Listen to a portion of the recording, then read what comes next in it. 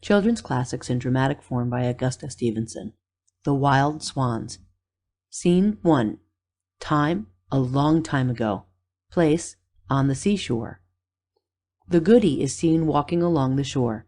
Eliza enters from the forest. Bless me! What is the little girl doing in this lonely place? And alone, too. I seek my 11 brothers. Ah, then you must be the Princess Eliza. Yes, Goody. And the 11 brothers you seek are the 11 little princes. Yes. Do you know them? I saw them in school one day. Each prince wore a golden crown on his head, a star on his breast, and a sword by his side. Nodding. They studied very hard, just as princes should. They wrote on gold slates with diamond pencils. I myself saw them. I sat on a little stool of plate glass. Did you know that? Oh, yes, and I know about your picture book worth half a kingdom. We were all so happy then. Our dear mother was alive, and sometimes went to school with us. Now all is changed. What has happened? They have driven us from the palace. I said so. On the day of that wedding, I said so. Then you know that my father married again. Yes, I know. I wept when I heard our good king had married that wicked queen. She drove my brothers away the very day of the wedding feast. And now she has driven you away. Nodding. If only I could find my dear brothers. You may hear something about them very soon. Do you know where they are? Tell me. I pray you, tell me. Shaking her head mysteriously. I cannot say where they are. I only know what they are. I do not understand. The wicked queen has turned your brothers into wild swans. Wild swans? Nodding. I saw them yesterday at sunrise, flying out over the sea. Each swan wore a gold crown on his head. The queen could not take their crowns from them. As the swans flew upward, their 11 crowns glittered like 11 suns. My eyes were dazzled. I was obliged to look away. At that moment the swans disappeared. Sadly to herself. My poor brothers, I shall never see them again. Suddenly. Do you see those great blue bluffs to the south? Yes, the sea is dashing against them. In those bluffs, back from the shore, is a cave. Go at once to that cave and enter. And what shall I do there, good woman? Perhaps you may learn how to break the spell over your brothers. How to break the spell? Ask no questions, but go at once to the cave. Going. Thank you, good woman. You are very kind to me. Go now, child, and fear nothing. Eliza goes. The Goody disappears. Scene 2. Time, a half-hour later. Place, the cave. Eliza is seen at entrance of cave. She stops, is afraid to enter. I am afraid to enter. It is so dark. I know not what is within. It may be the den of some wild animal. Listening. Not a sound do I hear. But wild animals are cunning. They know how to lie as still as death, and then to leap quickly. Pause. Well, be it so. I will enter, for I must save my brothers. She enters the cave. Fairy is within the cave, but invisible. You have courage, little Eliza. Oh, are you here, good woman? Behold. The cave is filled with light. A beautiful fairy is seen. Ah, I thought it was the goody. No matter, dear child. I knew you were to come here. I was afraid to enter. But you did enter. Your love for your brothers was greater than your fear. It was that which gave me courage. It was a test of your courage, and now I can tell you how to break the spell over your brothers.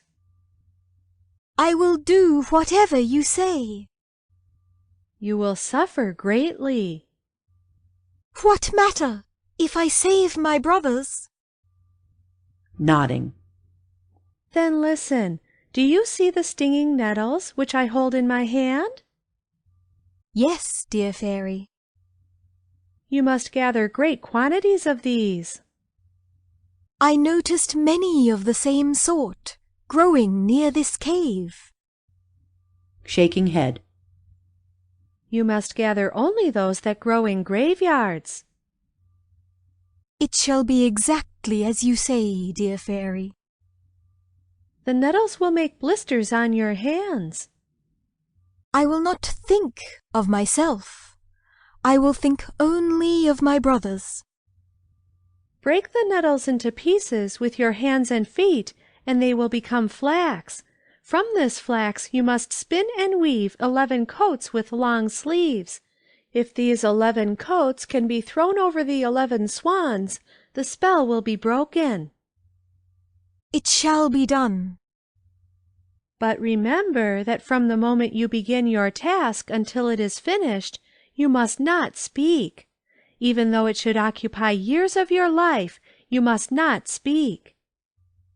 I shall remember. The first word you utter will pierce through the hearts of your brothers like a dagger. Their lives hang upon your tongue. Go now and begin your task. Going. I go, dear fairy. Remember all I have told you, dear child. Farewell. Eliza goes. The cave becomes dark. The fairy disappears. Scene 3. Time, 2 days later. Place, a distant country. The king's palace. The wicked uncle stands waiting to receive the king. Enter the king with Eliza. She is pale and sad. Welcome, your majesty. Welcome home from your hunt. But who is this maiden? I know not, my uncle. What? My huntsman found her in a cave in a far-off country. In a cave? Alone? Nodding. Alone, spinning coats out of flax. This is very strange. To Eliza. Why were you all alone in a cave, and why were you spinning coats? Eliza shakes her head. She is dumb, uncle. Not a word has she uttered since we found her. Why did you bring her with you? I will make her my queen. Your queen? See how beautiful she is. Whispering to king. She is a witch. Nonsense. She is as good as she is beautiful. Whispering as before. She has bewitched your heart. Nonsense, I say. She did not want to leave the cave. She wept bitterly when I put her on my horse. He turns to the servants. Let the music sound. Prepare the wedding feast. He turns to Eliza, who weeps. Do not weep, my beautiful maid. whispering to King.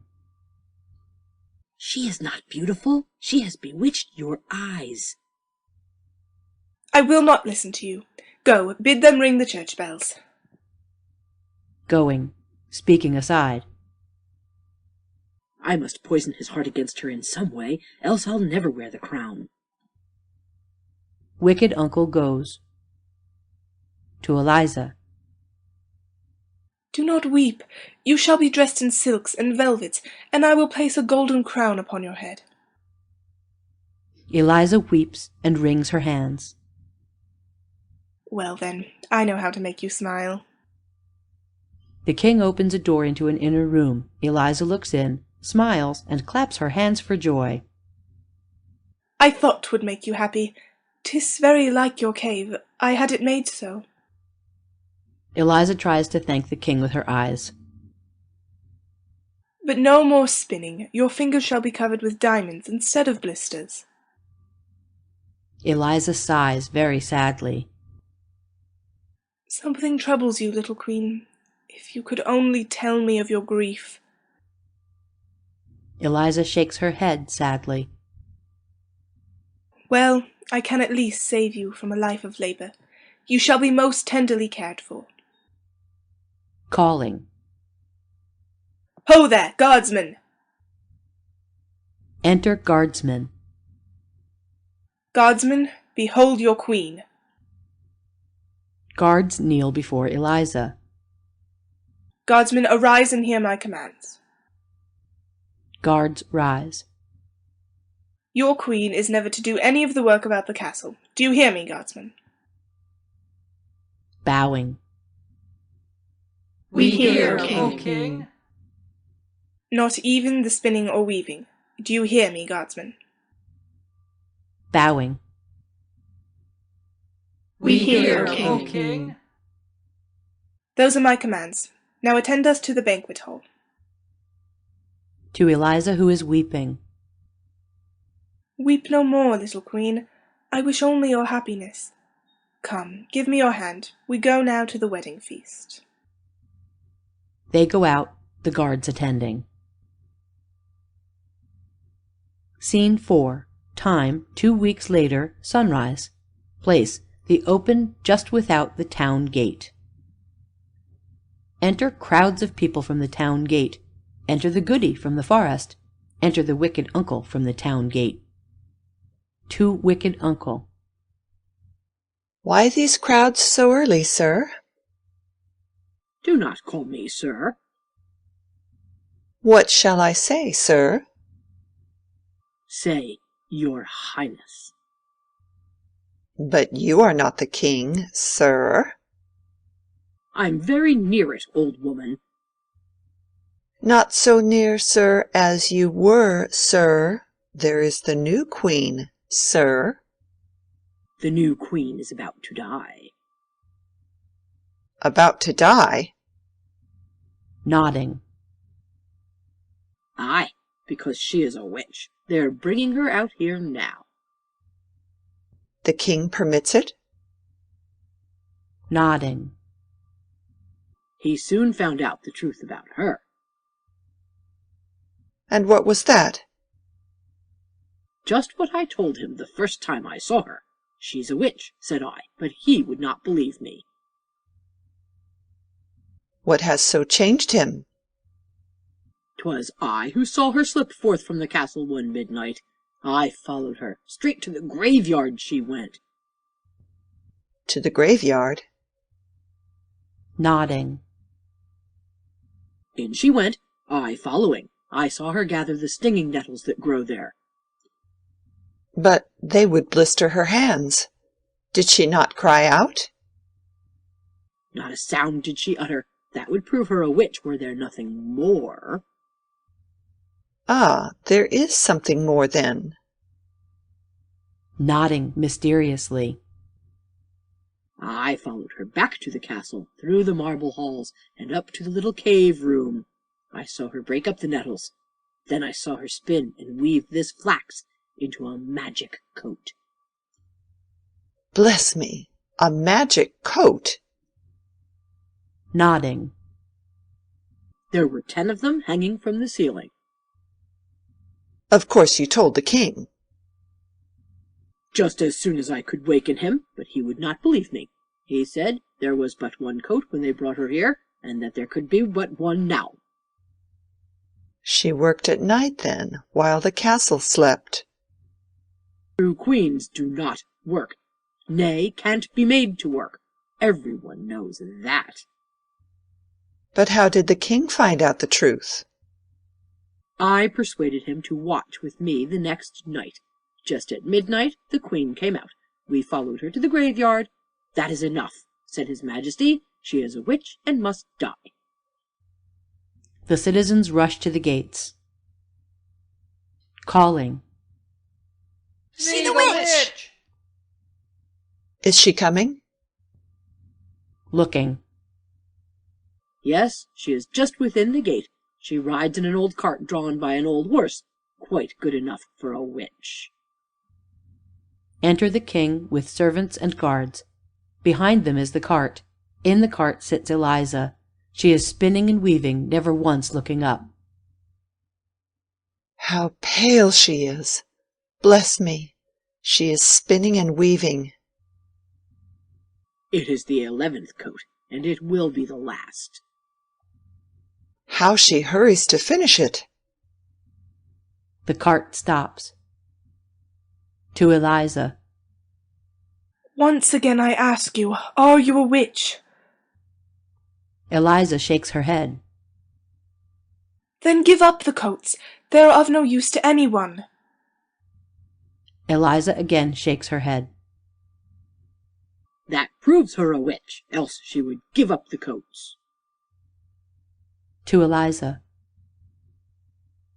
Once more, will you not give them up? Eliza shakes her head. The king turns away. He's very sad. His eyes are filled with tears. Calling. See the witch! Calling. See her magic coats. Calling. Let us tear them to pieces. Calling. At them, citizens, tear them to shreds. Looking up, speaking aside. Here come the wild swans. Now we shall see what we shall see. 11 wild swans descend from the sky and alight on the cart. Each wears a golden crown. Back, citizens, back! Wild swans have alighted on the cart!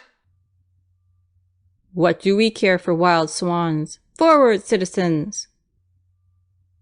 Back, I say! The swans are beating us with their strong wings!